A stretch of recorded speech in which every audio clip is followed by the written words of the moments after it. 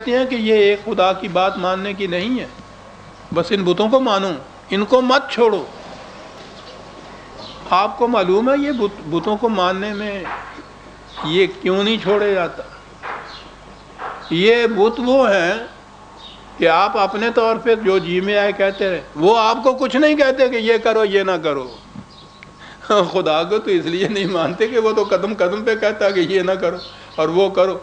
ایسے کو کیوں مانے؟ ایسے کو کیوں نہ مانے؟ ساکت و ساکت مٹی کا مادو بنا ہوا کھڑا رہے، آپ جو جی میں آئے وہاں جا کے اس کو کہتے رہے، وہ سامنے سے کچھ کہے ہی نہ۔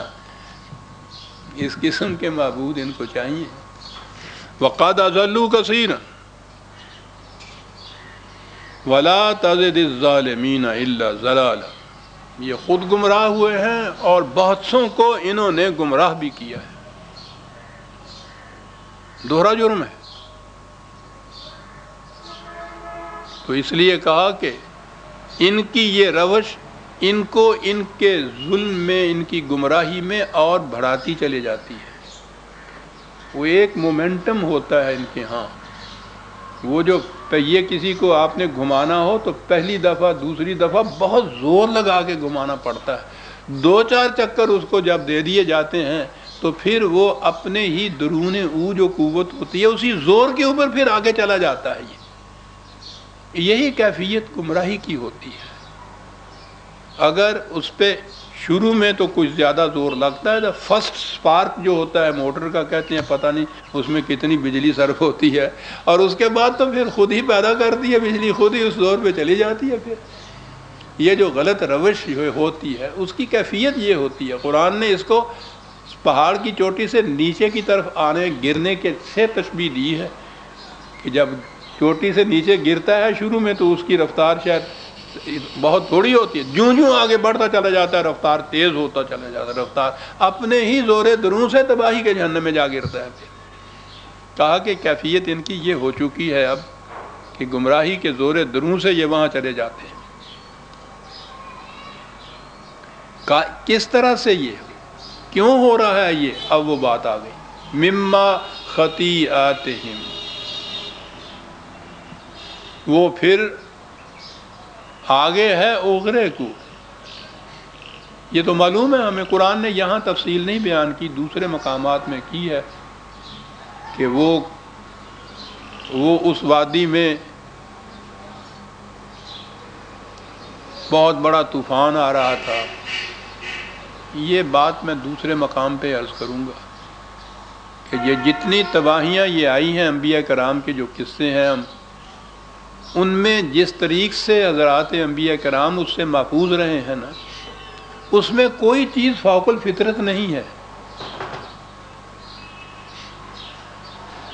یہ نہیں ہے کہ ان کے لیے کوئی الگ سامان کیا گیا ہو ایسا جو انہوں نے نہ کیا ہو، آسمان سے کوئی اترا ہو ان کے لیے اور دوسری قوم جو ہے تباہ ہوئی ہو۔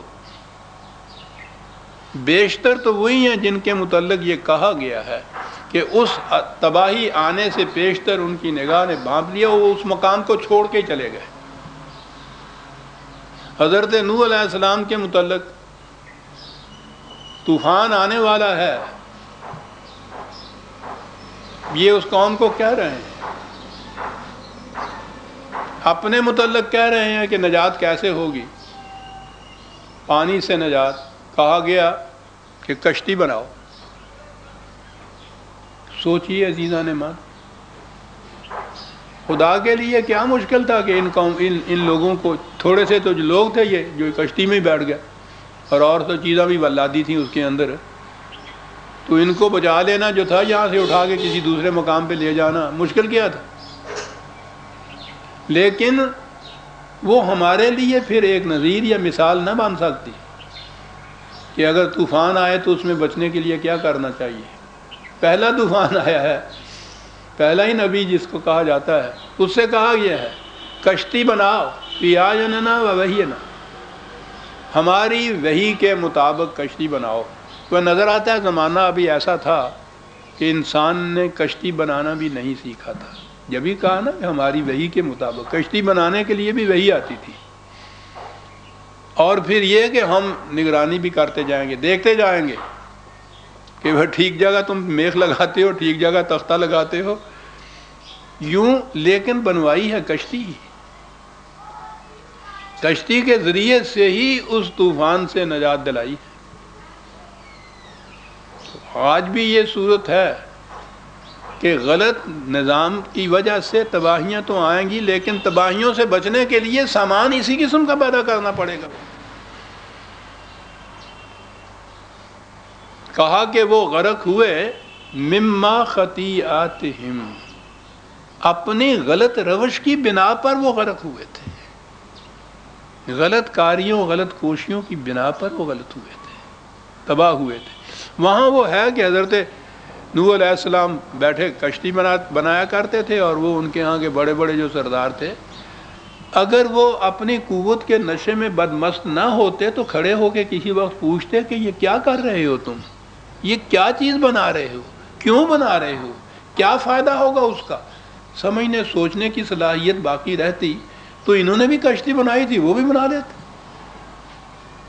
لیکن وہ قرآن بتاتا یہ ہے کہ یہ جو یہ قوت کا نشہ ہے، صاحب نظرہ نشہ قوت ہے خطرناک. اس میں ہوش حواس گم ہو جاتے ہیں انسان کے، سمجھنے سوچنے کی صلاحیت نہیں رہتی. وہ دیکھ رہے ہیں اور مذاق کر کے آگے بڑھ رہے ہیں کہ اس کی بات ہماری کر کے رہا ہے. یہ وہ کہا کہ وہ غرق ہوئے کہ ذہنیت یہاں تک بگڑ چکی ہوئی تھی ان کی. عام فہم و فراست، عقل و فکر اور بصیرت کی روح سے بھی جو انسان چیز کو سوچ سمجھ سکتا ہے وہ بھی باقی نہیں رہی تھی.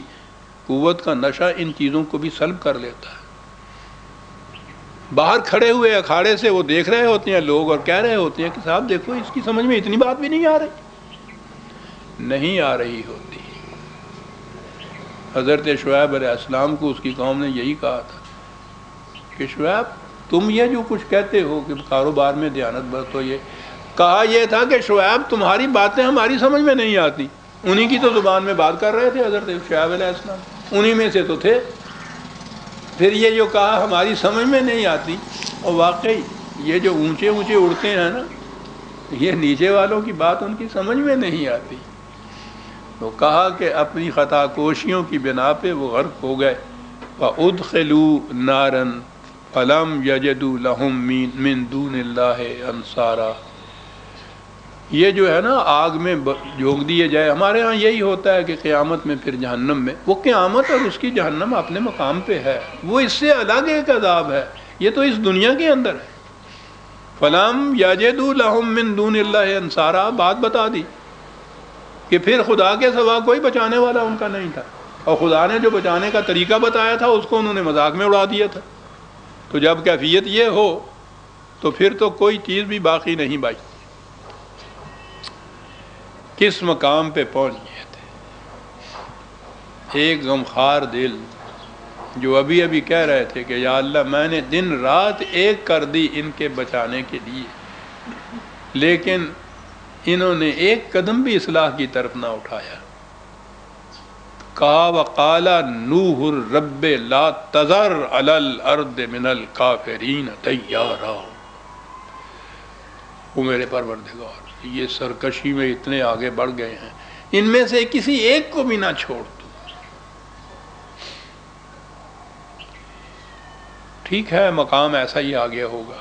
وہ بھی خدا کے نبی تھے، معلوم نہیں کیا کیفیت تھی اس قوم کی جس کے لیے آگے بتا رہا ہے خدا. میں ابھی آتا ہوں اس کے اوپر، لیکن بات دوسری طرف آ گئی.